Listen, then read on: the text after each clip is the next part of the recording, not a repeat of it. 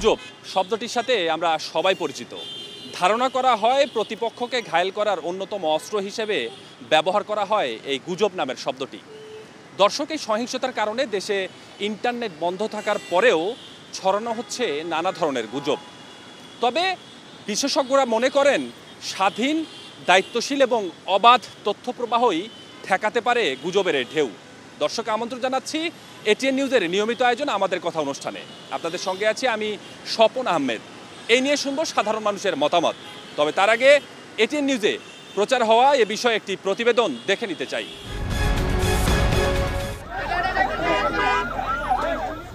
Begum Khaleda Zia BNP chairperson এবং সাবেক প্রধানমন্ত্রীও স্বাস্থ্য জটিলতায় হাসপাতালে ভর্তি, কিন্তু কোটা সংস্কার আন্দোলনের সুযোগে একটি মহল রটিয়ে দিল তিনি আর বেঁচেই নেই। অর্থাৎ গুজব রটিয়ে বিএনপি মনাদের খেপিয়ে তুলে পরিস্থিতি আরও খারাপ করে দেওয়াই ছিল মহলটির উদ্দেশ্য।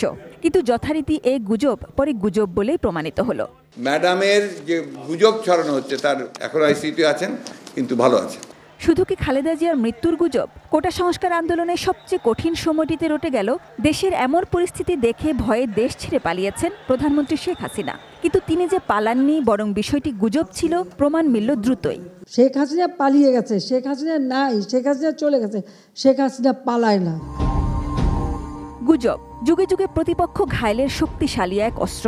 তাই দেশে চলতি অবস্থায় ইন্টারনেট বন্ধ থাকলেও লোকমুখে নানা তথ্য বিশেষ উদ্দেশ্য নিয়ে ছড়িয়ে দিয়ে ঘোলা জলে মাছ শিকারের চেষ্টায় ব্যস্ত নানা মহল। বিশ্লেষকরা বলছেন এই গুজব ঠেকাতে পারে ফ্যাক্ট চেকের চর্চা, অর্থাৎ মূলধারার সংবাদ মাধ্যমের চিরায়ত ভূমিকা। গণমাধ্যমে সবসময় সংবাদগুলো যাচাই বাছাই করে দেওয়া হয়, তো অতএব সেখানে গুজব ছড়ানোর সম্ভাবনাটা কম।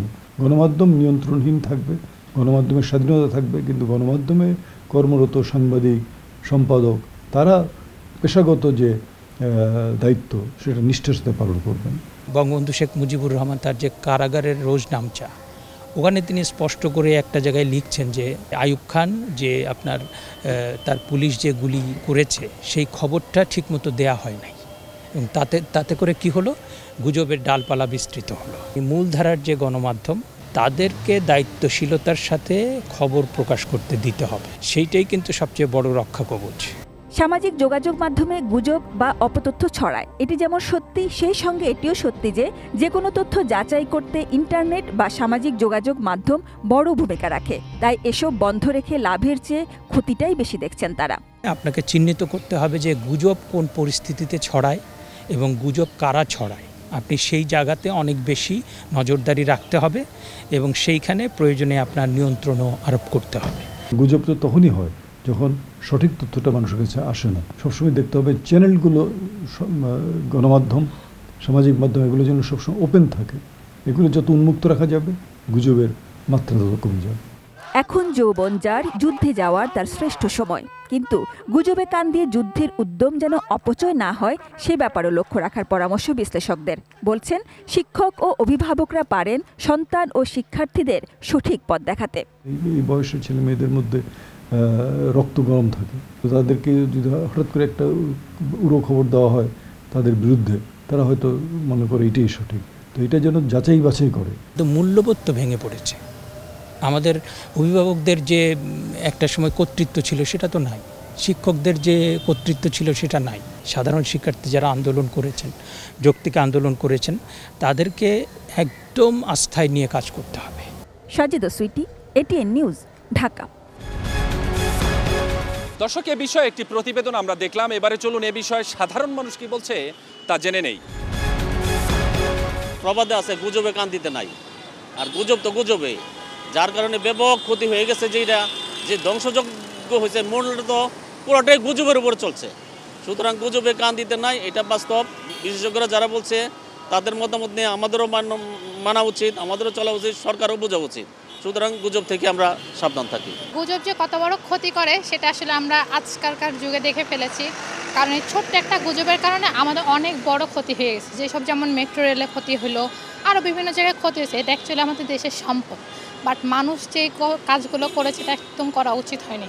সো গুজবে আমাদের মনে কান না দেওয়া উচিত, যেটা বাস্তবতা সেটা দেখেই বিশ্বাস করা উচিত। গুজবে কান না দিয়ে সঠিক, যারা আমরা বর্তমানে বেশিরভাগই রাস্তাঘাটে চলাফেরা করি, শিক্ষিত মানুষজনই চলাফেরা করি, প্রকৃতপক্ষে যদি মানুষজন যাচাই করে যদি বিষয়টাকে প্রত্যক্ষ পরোক্ষভাবে না দেখে প্রত্যক্ষভাবে যদি ব্যাখ্যা করে, তাইলে সঠিক তথ্যটা উঠায় নিয়ে আসা আসলেই পসিবল আমি মনে করি। গুজব আসলে এক শ্রেণীর লোক বিভ্রান্তভাবে ছড়াচ্ছে, সেটা আসলে ঠিক না। একটি দেশকে একটি গুজব, বাংলাদেশ একটি সোনার বাংলা, গুজব দিয়ে দেশকে ধ্বংস করা যাবে না। গুজব দিয়ে এই দেশের ধ্বংস করা সম্ভব না। আমরা সবাই সাধারণ মানুষ, আমরা সবাই গুজবের বাইরে থাকব। দেশ সুন্দরভাবে চলছে এবং চলবে। আমরা সবাই সুন্দরভাবে চলার জন্য সরকার এবং রাষ্ট্র যারা পরিচালনা করে তাদেরকে আমরা সবাই সহযোগিতা করব। যদি সঠিক তথ্য থাকে তাহলে মানুষের মধ্যে গুজব ছড়াবে না, এটার কথাটা সত্যি। আর এখন আমরা পরিস্থিতি স্বাভাবিক দিচ্ছি, কিছু কিছু গুজব ইন্টারনেটে ছড়াইছে, আবার কিছু কিছু সত্য কথা হচ্ছিল, এটা সঠিক।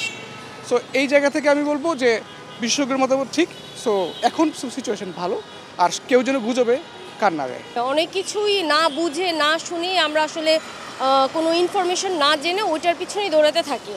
এতে আসলে আমাদের পার্সোনাল লাইফে অনেক হ্যাম্পার হয়, মানে আমরা আসলে বিভ্রান্ত হয়ে যাচ্ছি। এসব নিউজের কারণে আমরা নিজেরাও অনেক ডিপ্রেশনে ভুগতেছি। দেখা যাচ্ছে যে ফেসবুকে অনেক সময় অনেক নিউজ আসে যেগুলো দেখলে আসলে নিজেদের মেন্টাল কন্ডিশন অনেক সময় ঠিক থাকে না। আমার মনে হয় যে আমাদের সঠিক তথ্যটা যাচাই করে দেন হলো মানে সামনের ইনফরমেশনগুলো আর কি জানা উচিত। বিভ্রান্তিমূলক তথ্য কিংবা অপপ্রচার ঠেকাতে মূলধারার গণমাধ্যমগুলো বিশেষ ভূমিকা পালন করতে পারে, এমনটি মনে করছেন দেশের বিশিষ্টজনেরা। এ বিষয়ে সাধারণ মানুষের মতামত জানতে আমাদের কথা অনুষ্ঠানে খুলনা থেকে রয়েছি আমি পলাশ চন্দ্র ঢালি। চলুন জেনে নেওয়া যাক এ বিষয়ে খুলনার সাধারণ মানুষ কী ভাবছে।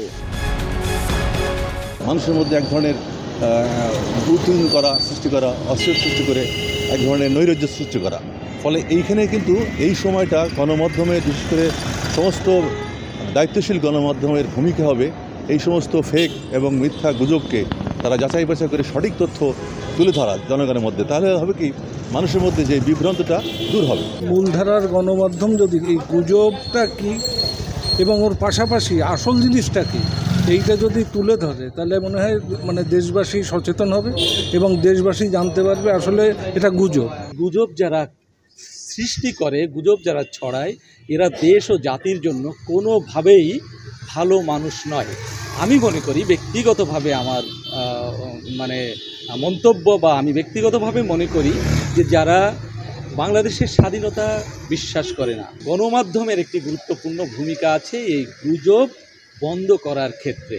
তারা সেই গণমাধ্যম কর্মী যারা আছে, তারা যখন টকশোতে যাবেন তাদেরকে দায়িত্বশীল ভূমিকা পালন করতে হবে।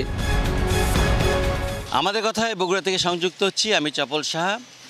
বিশ্লেষকরা বলছেন যে অবাধ গণমাধ্যম, অর্থাৎ নিরপেক্ষ গণমাধ্যম এবং অবাধ তথ্যপ্রবাহ যদি ঠিক থাকে, তবে বাংলাদেশে কোনোভাবে গুজব ছড়ানো সম্ভব নয়। চলুন আমরা শুনি বগুড়াবাসীর কথা, তারা এ বিষয় নিয়ে কী ভাবছেন। পত্রিকা বা গণমাধ্যম বা রেডিও টেলিভিশন যেটা সঠিকভাবে প্রচার করে সেটাকে আমাদের মূল্যায়ন করতে হবে। কারণ এর মধ্যেও কিন্তু দুই একটা বিতর্কিত পত্রিকা আছে বা গণমাধ্যম আছে যা তারা বিভ্রান্ত করে, সেটার দিকে আমাদের কান দেওয়া যাবে না। আমাদের দেশের যে ঘটনাগুলো ঘটলো, এর যে খবরাখবর যেগুলো যে পত্রিকাগুলো ছাপায়, তার ম্যাক্সিমাম পত্রিকায় সঠিক নিউজ দেয় না আর কি। আর কিছু কিছু পত্রিকা আছে আমাদের দেশের যারা সঠিক নিউজ দেয়।